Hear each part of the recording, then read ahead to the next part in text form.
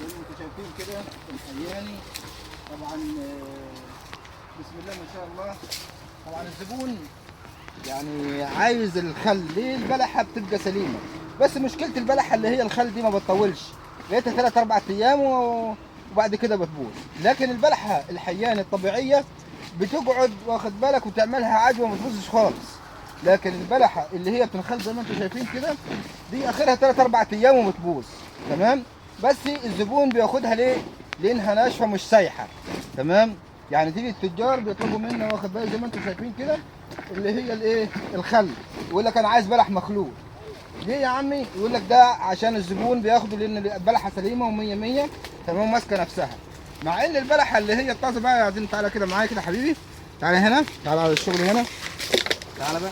البلحه اللي هي الطازه الهز دي زي ما انتم شايفين حضراتكم، تمام، بلحه جميله واحسن من المخلول. لو بصيت كده قرب كده، تمام، ده احسن من المخلول زي ما انتم شايفين كده.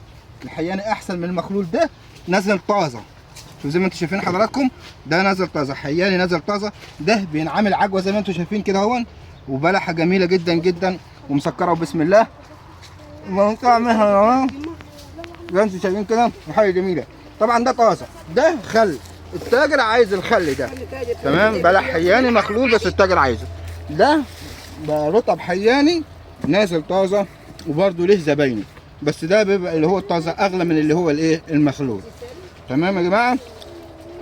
وشرفتونا، وكان معاكم اخوكم علي مقبول لتوريد وزراعه النخيل الحياني، وسامحونا في الله.